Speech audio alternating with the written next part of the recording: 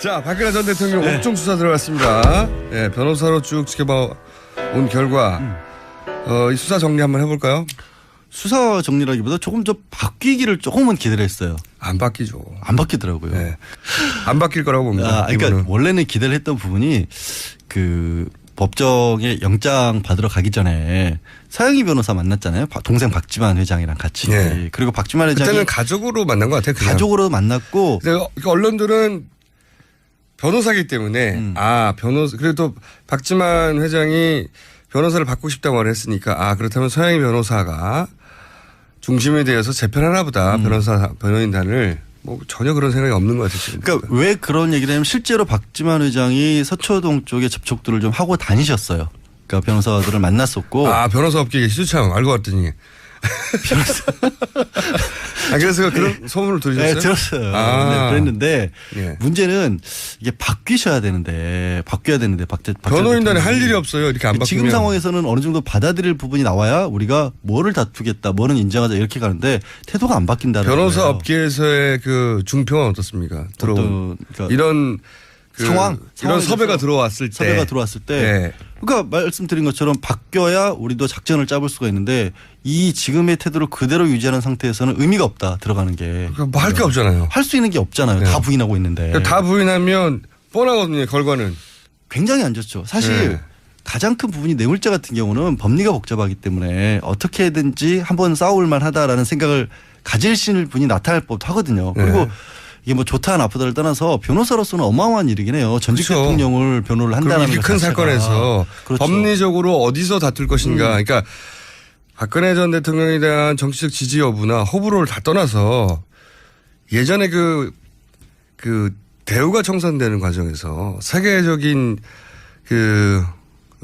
회계 회사들이 그 경험을 쌓으려고 뭐 돈 안 받고도 하겠다고 많이 덤볐었거든요. 그것처럼 해볼 수 있는 경우가 없으니까. 그렇죠. 그것처럼 이렇게 큰 사건에서 변호인 입장에서는 법리적으로 어떻게 방어할 것인가를 구상해 볼 수 있죠. 겪는 것 자체가 큰 경험인데 문제는 그 기회를 아예 안 주는 게 저는 이제 서영희 변호사가 직접적으로 맞는다기보다 일단 올케고 여성이고 하기 때문에 특별 접견을 하게 되면 하루 종일 만날 수가 있잖아요. 게다가 이제 여성 변호인이고 가족이어서 하지 다른 사람한테는 못했던 얘기를 할 수 있잖아요. 그렇죠. 그런 것들을 기대를 해서 서영희 변호사가 들어가면 이게 신호탄이 될 수 있다라고 생각을 했는데 접견도 못한 것 같아요. 만나지도 못한 것 같아서 지금 한 20분 내외 정도만 구치소 안에 들어갔다 나온 게. 유영하 변호사 외에는 안 만난다잖아요. 유영하 변호사하고 윤전추 행정관 두 사람을. 그분은 변호사가 아니니까. 변호사도 아닌데 하여튼 옥바라지를 시키고 있다고 하니까 그 부분이 전략의 변화가 전혀 없다.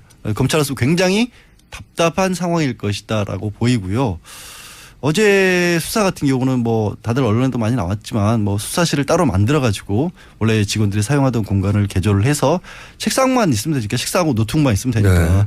한홍재 부장검사 들어갔고 여성 수사관 한 명 들어갔고 보조하는 검사 들어갔고 얘기 드린 대로 유영하 변호사만 옆에서 앉아서 대독을 했다라고 해요. 근데 이 부분도 문제가 그런 부분을 조금 헷갈리시는 것 같아요. 그 변호사를 9명을 선임을 했다고 하니까 9명이 굉장히 많이 선임한 거는 맞아요. 근데 보통의 경우 큰 사건은 팀 단위로 선임을 하는 거거든요. 그렇죠. 사실은. 맞습니다. 그러니까 유명한 변호사라고 하는 사람이 혼자 다를 일을 하는 게 아니라 변호사 혼자 절대 커버할 수가 없어요. 그렇죠. 그 사람이 있고 뭐 법리 검토하는 밑에 보조하는 변호사가 있고 판례들을 찾아본다거나 아니면 서면들을 검토하거나 이렇게 팀 단위로 이루는데 그 전에도 이미 9명이 뿔뿔이 변론을 했던 것 같아요. 각자 제대로 회의도 안 되고. 그러니까 저는 헌재 때도 그랬지만 헌재 때도 보면 헌재 참여했던 변호인으로 참여했던 분들이 의견이 갈리고. 그렇죠. 마지막 최후 변론할 때 순서 가지고 다투고 그러잖아요. 그렇죠. 뭐 답변서를. 이게 말이 안 되는 거거든요.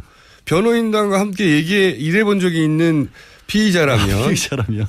전문 피의자로서 제가 지난 몇 년간 6년 가까이. 이게 얼마나 중요한 일인지. 그러니까요. 6년 7년 가까이 피의자를 계속 이명박 대통령 박근혜 대통령 하에서 해본 저로서는 도저히 말이 안 되는 상황이다. 한 사람이 진두지휘를 하는 분이 딱 있고 그 밑에서 눈에 보이지 않지만 선임이 있고 움직이는 그런 경우죠. 선임이 있고 변호인단이 어떤 사안을 놓고 왜냐하면 변호인들마다 이 이런 각도에서 이걸 변호해야 된다. 다 의견이 다르니까요. 그렇죠. 그래서 일종의 집단지성을 이루어야 하는 게 큰 사건에서의 기본인데 그 기본이 안 돼 있다. 그러면서 역할을 분담하죠. 자, 좋다 그러면 선임이 당신은 이쪽 맞고 너는 이쪽 맞고 그러면서 쭉 갈라서 그럼 일사불란해야 되고 의견이 통일되고 한 방향으로 변호하지 않으면 안 되거든요. 당연하죠. 너무 당연한 건데 너무너무 당연한 건데. 부분이 이루어지지 않고 있다. 그래서 결국에는 부인하는 쪽만 나오고 있기 때문에 이제는 사실 검찰이 역할이 좀 바뀐 것 같아요. 바뀌어야 할 것 같아요. 뭐냐면 그때도 말씀드렸지만 변호사 가장 큰 업무가 당신이 지금 겪고 있는 사건이 이렇게 쉬운 게 아니다. 내지는 이 부분이 실제로 법적으로 문제가 된다. 이런 것들을 변호사가 먼저 납득을 시키고 아니 변호사가 납득을 못 시키고 있으니까 검찰이 납득시켜야 될 것 그러니까 같아요. 검찰이 납득을 시켜야 돼요. 검찰이 원래 그래서 변호인단이 하는 일인데. 원래 변호인단이 해야 되는데 검찰이 납득을 시키고 공감을 하고 소통을 검찰이 박 전 대통령하고 해서 상황을 빨리 정리를 하지 않으면 이 부분이 굉장히 어려워질 수도 있어요. 게다가 문제는 어제 최순실이 처음으로 이제 형사재판 받았잖아요. 뇌물과 관련해서. 네. 이게 박 전 대통령 같은 경우 정말 주변에 사람이 최순실마저도 믿을 사람이 아니었다는 생각이 어제 들더라고요. 어떤 의미에서요? 이게 가장 쉽게 박 전 대통령 입장에서 유일하게 풀어나갈 수 있는 건 결국에 최순실이 자기가 덮어쓰는 거거든요. 가져가는 거거든요. 최순실도 그럴 수는 없죠. 지금. 아니 왜 그렇게까지 40년을 옆에서 자기 스스로 특별한 인연이라고 했고 그렇다고 하더라도 대신 형을 살 수는 없죠. 아니 대신 살아난다는 게 아니라 어차피 최순실은 벗어나기 어렵잖아요. 지금 상황은. 그렇다 하더라도 형량을 조금이라도 줄이고 싶죠. 사람은 내가 주도적으로 했다라고만 하면 될 거 아니야. 어차피 공범이니까. 둘 다 안 했다고 하는 거죠 지금. 그러면 답이 안 나오죠. 그럼 중형을 갈 수밖에 없잖아요. 둘 다 알잖아. 중형인 거죠 지금. 그러니까. 딜레마인 거죠 지금. 그러니까 네. 오늘 아침에 한 언론사에서 이제 안종범 수석의 56건 수첩 중에 두 번째로 뽑아냈던 39건 수첩을 입수를 해가지고 그 내용을 또 공개를 했더라고요. 네.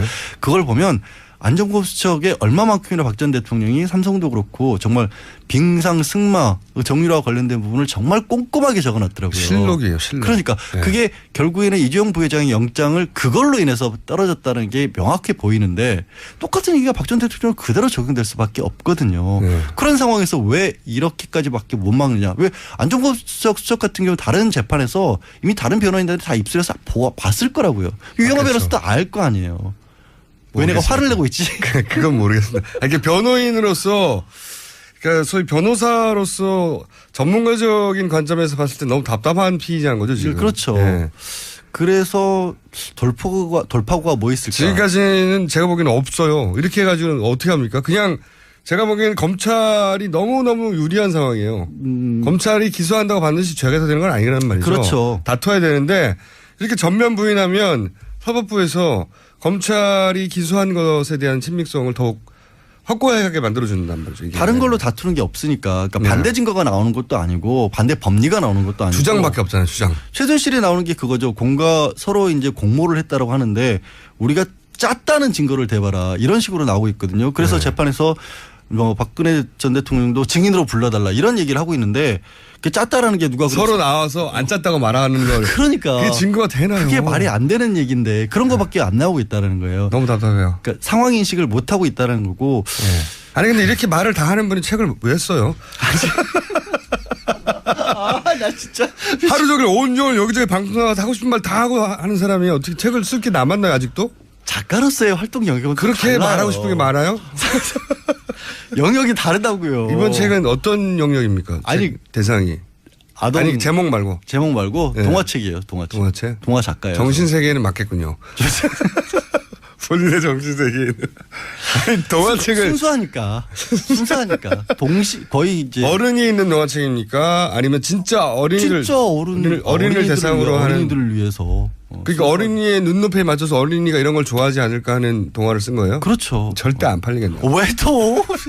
종편에서 이렇게 험악한 얘기를 하는 분이 애들한테 동화를 써가지고 어떻게 잘 팔립니까 그게? 제가 마음이 순수하다는 걸 아직도 말도 못 안 되는 느끼세요. 책이네요. 근데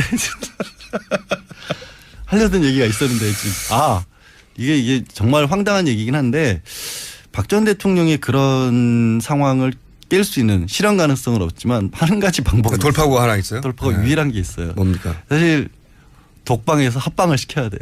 다른 사람들과 현실 세계로 현실 내려와라. 세계로 들어와야 돼요. 네. 그러니까 그 안에 있으면서 6명, 7명하고 있고 그렇게 되면 혼자만의 가둬져 있는 세계 있잖아요. 여태 뭐 그 주변 사람들에게도 진면목을 안 보이고 정말 가까운 인간적으로 탁 터놓고 자연인 대 자연인으로 이런 일이 벌어졌다고 말해줄 사람이 지금까지 단 한 명도 없는 것 같아요. 없죠. 예. 그러니까 그거를 깨지는 기회를 본인은 고통스러울지 모르지만 예. 그 방법만이 저는 사실 유일한 방법이고 인간적인 면에 있어서 가능성이 약 3% 정도 봅니다.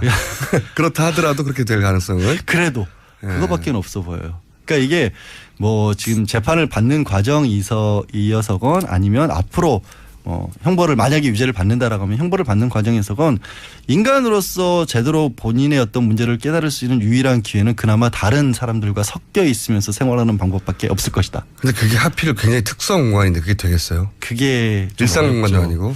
아니 일상 공간이 아니니까 오히려 될 수도 있다고 봐요. 저는 지난번에 왜 그 땅콩 회항 사건 때 그 사람은 같이 있었잖아요. 네. 같이 있었으면서 생각보다 많은 걸 깨달았다. 얼마만큼이나 될지는 모르겠지만 그럴 수 있다고 그럴 봅니다. 수 있다고 봐요. 근데 저는. 그 경우보다 더 극단적인 경우잖아요. 그분이야 물론 재벌이고 만나는 사람도 제약이 있었겠지만 인간적인 관계를 유지하고 있었을 거 아니에요. 다른 그렇죠. 사람들 친구도 있고. 근데 이 경우는 그것도 없는 거거든요. 그게 참 안타까운 자연인으로서는 굉장히 기구한 삶이고 그리고 비정상적인 삶이죠, 사실. 사실 그런 사람이 이제 대통령이 되는 바람에 이렇게까지 문제가 결국 벌어졌고 그나마 유일한 해법 3%지만 유일한 해법이라는 데는 저도 표를 하나 던집니다. 고맙습니다. 네. 사람과 만나야 된다. 오랜만에 또 한 번 더 공감해 주시는군요. 사람과 3%밖에 안 되는데 사람과 만나야 된다는 데는 저는 동의하는데 이루어질 일이 없죠. 절대. 그러게요. 그러니까 교도소는 아니죠. 지금 구치소에서 형이 확정되기 전에 있는 구치소에서 구치소장이 그런 위험을 감수하며 할 리가 없죠. 아니, 그러니까 예우라기보다는 그렇죠. 사고 방지를 위해서 그렇게 절대로 안 하겠지만 가능성이라는 면에서 그렇게 드렸고요. 그 예우 때문에 구치소도 굉장히 신경을 많이 쓰고 있다고 그러더라고요. 저도 이제 교정당국에 연락을 해보니까 정말 그야말로 초비상 상태.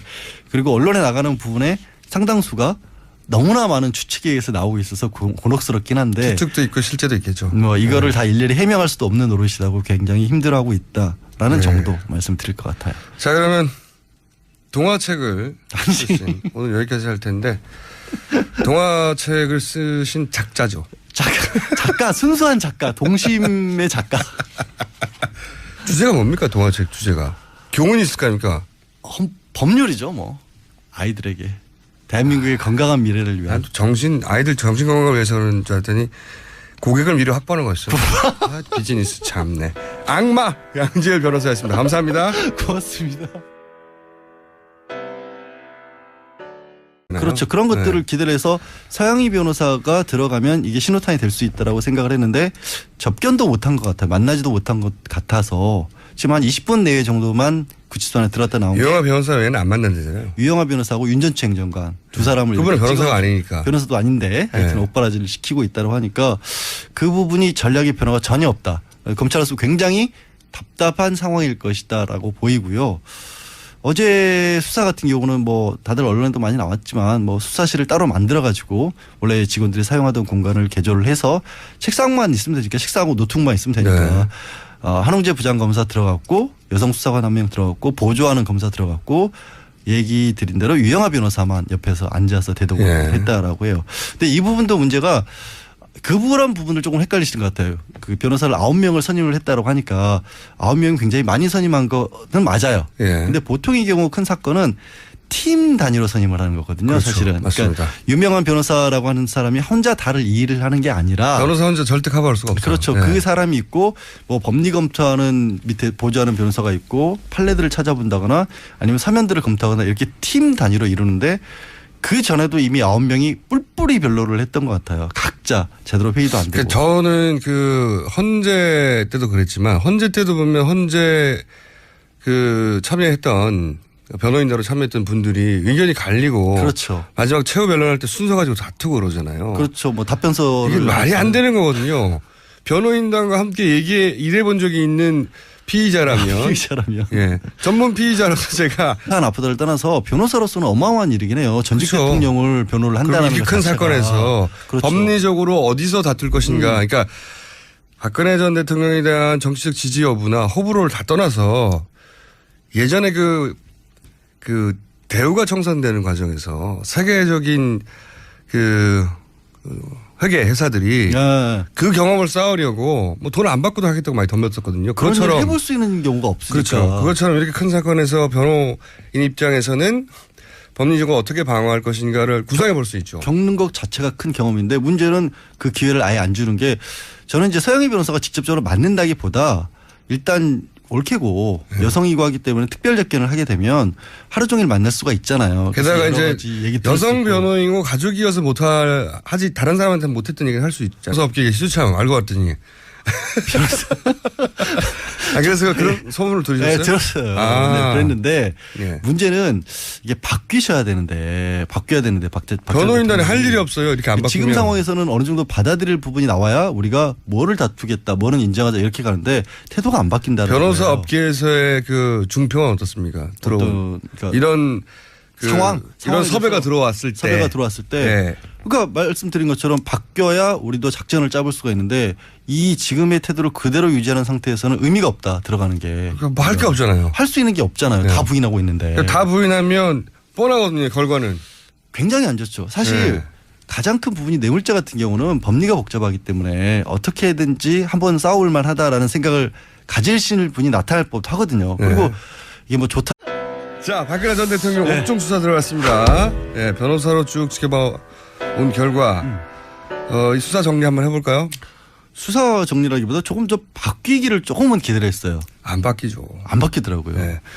안 바뀔 거라고 봅니다. 그러니까 이거는. 원래는 기대를 했던 부분이 그 법정에 영장 받으러 가기 전에 서영희 변호사 만났잖아요. 동생 박지만 회장이랑 같이. 네. 그리고 박지만 회장이 그때는 가족으로 만난 것 같아요. 그냥. 가족으로 만났고 근데 언론들은 변호사기 때문에 그래도 박지만 회장이 변호사를 받고 싶다고 말했으니까 그렇다면 서영희 변호사가 중심이 되어서 재편하나 보다 변호인단을 뭐 전혀 그런 생각이 없는 것 같아요. 지금. 그러니까 왜 그런 얘기를 하냐면 실제로 박지만 회장이 서초동 쪽에 접촉들을 좀 하고 다니셨어요.